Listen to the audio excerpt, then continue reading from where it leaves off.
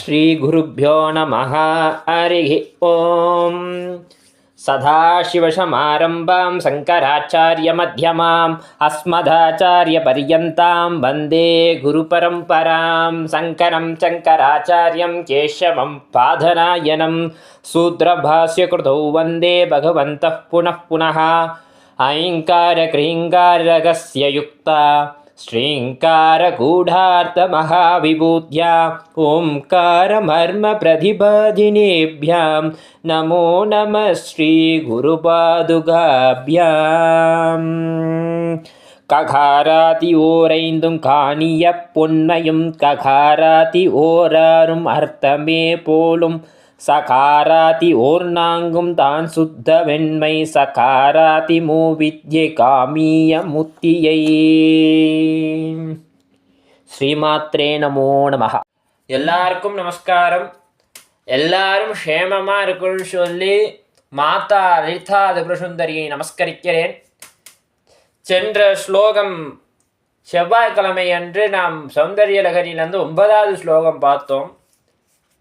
மூலாதாரத்திலிருந்து சகஸ்ரார பரியந்தம் வரையுள்ள சக்கரங்களை அதை நினைத்து அதோட தன்மைகளை நாம் சிந்தித்தோம். அதை தன்மைகள் சிந்தித்தது மட்டும் இல்லாமல் அம்பாள் வந்து மூலாதாரத்திலிருந்து சுஷும்னா நாடி வழியில் குண்டலினி சக்தியினால் சகஸ்ராரத்துக்கு போய் சகஸ்ராரத்திலிருந்து சகஸ்ரதலம் கொண்ட பத்மம் தாமரை புஷ்பத்தில் பரமேஸ்வரனோட ஐக்கியமாய் வாசம் செய்கிறாள் என்று நம்ம அந்த ஸ்லோகத்தில் பார்த்தோம். அந்த பரமேஸ்வரனோட சகித்தமாய் வாசம் செய்யும் இந்த பரமேஸ்வரி அந்த சகஸ்ரார சக்கரத்திலே இருந்து விடாமல் மீண்டும் வந்த வழியாகவே மீண்டும் கீழே மூலாதாரத்துக்கு போகின்றாள். எதற்காக திரும்பி அந்த சுஷும்னா நாடி வழியில் கீழ் நோக்கி போகிறாள் என்று இந்த ஸ்லோகத்தில் சங்கர பகவத்பாதர் மிக அற்புதமாக சொல்றார். அந்த ஸ்லோகத்தை ஃபஸ்ட்டு சிந்திப்போமாக. சுதாதாராசாரை சரணயுகலாந்தர்விகலிதை பிரபஞ்சம் சிஞ்சந்தி புனரபி ரஷாம்னாய மகஷாः அவாப்யாஸ்வாம் பூமிம் புஜகதிபமத்யுஷ்டவலயோ ஸ்வமாத்மானம் கிருத்வா ஸ்வபரிஷி உலிகுண்டே குகரிணி. அதாவது ஒரு கோயில் என்று எடுத்துட்டா அந்த கோயிலில் வந்து பிரம்மோற்சவங்களாக நடக்கும். இந்த பிரம்மோற்சவம் நடக்கிற வச்சையில் ஃபஸ்ட்டு நாள் வந்து இந்த கணபதி ஹோமம், நவக்கிரக ஹோமம், மிருத்யங் சங்கிரகம் அதெல்லாம் பண்ணிட்டு அடுத்த நாள் காலையில் வந்து துவஜாரோகணம் சொல்லி பண்ணுவான். துவஜாரோகணம்ன்றது என்னன்னா, துவஜம்ன்றது கம்பம், அதில் வந்து கொடி வந்து ரோகணம் பண்ணுறான், அதான் மேலே விட்றா, இந்த கொடியை மேலே இழுக்கிறா, அதான் துவஜாரோகணம், மேல் நோக்கி போகிறது. அதே 10 நாளோ 15 நாளோ பிரம்மோஷம் முடிஞ்சு 11 நாளோ 14 நாளோ அந்த பிரம்மோஷம் முடிஞ்சதுக்கப்புறம் துவஜ அவாரோகணம் சொல்லி பண்ணுவாள். இந்த மேலே இருக்கிற அந்த கட்ட கொடி இருக்கிற கீழே இருப்பா, பிரம்மோஷம் முடிஞ்சுடுத்துன்னு சொல்லி கீழே இழுத்து முடிப்பாள். அந்த மாதிரியே அம்பாள் வந்து மூலாதார சக்கரத்திலேருந்து இந்த மேலே ஒரு சக்கரங்களாக தாண்டி ஆக்னையில் வந்து சுஷும்னா நாடி இந்த கீழே முகுது தண்டு இருக்கிற இந்த சுஷும்னா நாடின்னு அந்த நீர் நிலையினால மேல் நோக்கி இந்த சகஸ்ராரத்துக்கு வரான்னு சொல்லி நம்ம பார்த்தோம். இந்த சகஸ்ராரத்துக்கு வந்து அந்த அம்பாளானவா இந்த சகஸ்ராரத்திலேயே இருந்து விடாமல் மீண்டும் கீழ் நோக்கி மூலாதாரத்துக்கு போகிறாள்.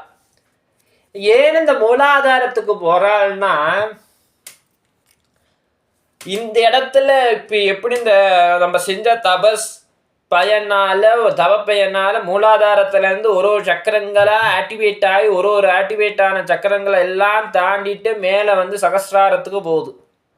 அந்த சகஸ்ராரத்துக்கு போகும்போது இந்த கீழே இந்த உயிரானவது மேலே உச்சிந்தலை தொழும்போது பரிசுத்தமாகி அம்பாள் பரிசுத்த சாநித்தியமாக இருக்கிறா.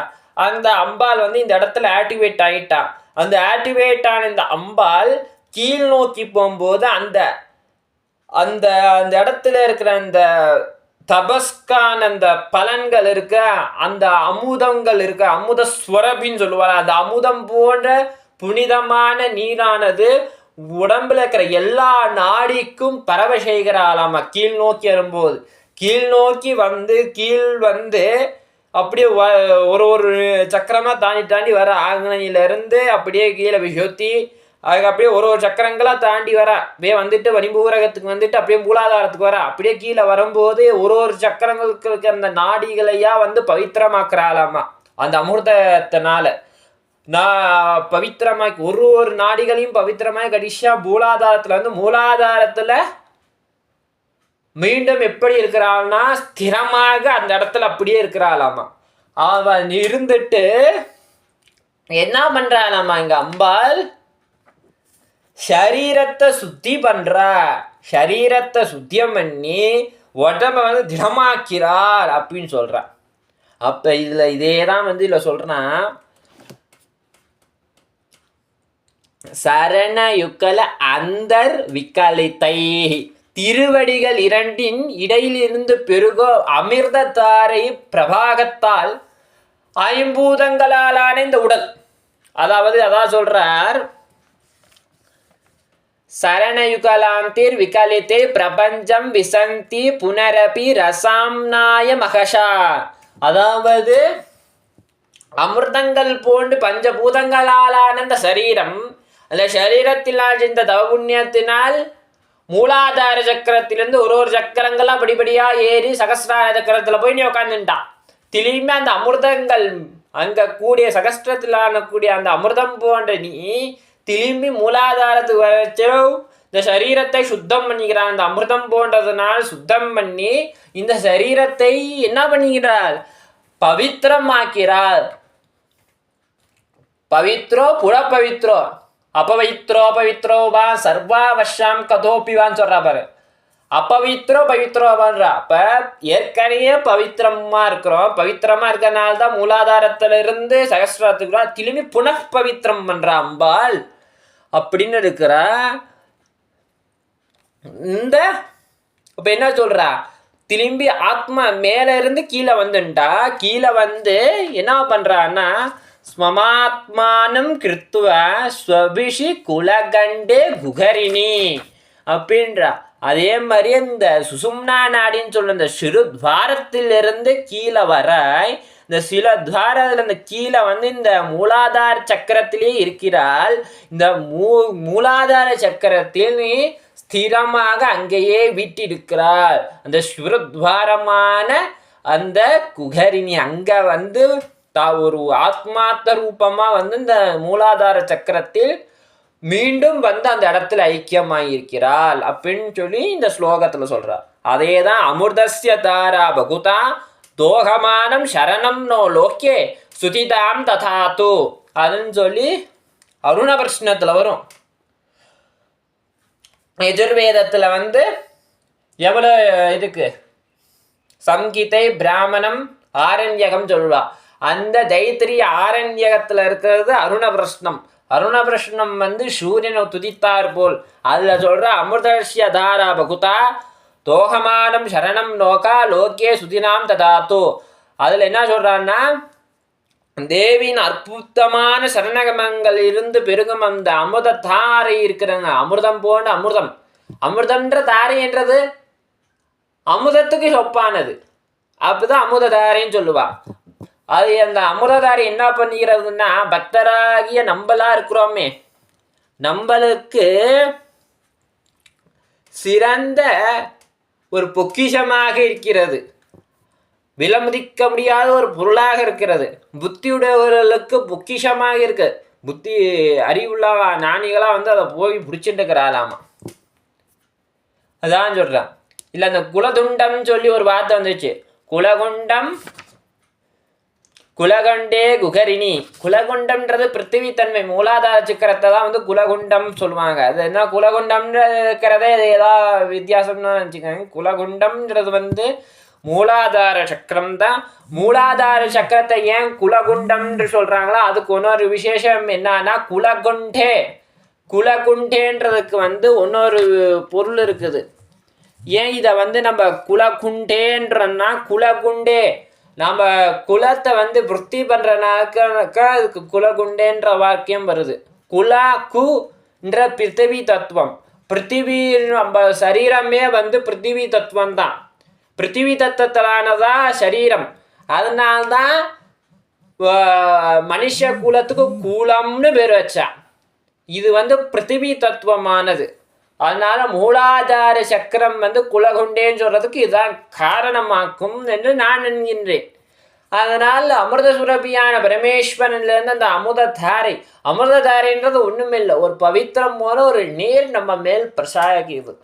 அம்பாலோட பாத தூளின்றாலே அதே மாதிரி தான் அமிர்த கலை, அமிர்த சுரப்பின்றது அமிர்த தாரைன்றது. அதுதான் நீங்கள் போட்டு குழப்பிக்க வேண்டாம். அப்போ மூலாதார சக்கரத்துலேருந்து தியானிக்கும் போது ஒரு சக்கரங்களாக மேலே போகுது.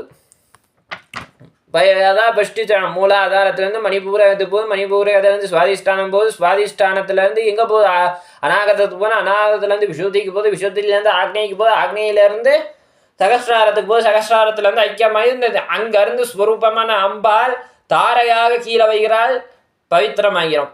அதே மாதிரி தான் அம்பாலோட பாத கமனங்கள் அமிர்தம் போன்ற தாரைகள் உடையதாமா.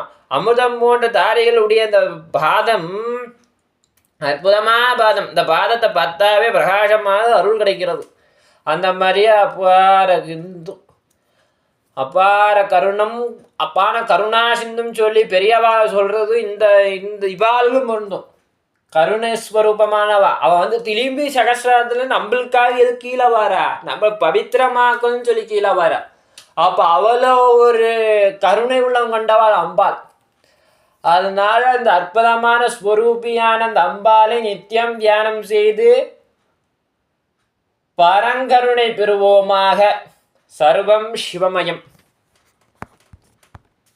சர்வம் அம்பிகார்ப்பணமஸ்து. ஸ்ரீமாத்ரே நமோ நமக.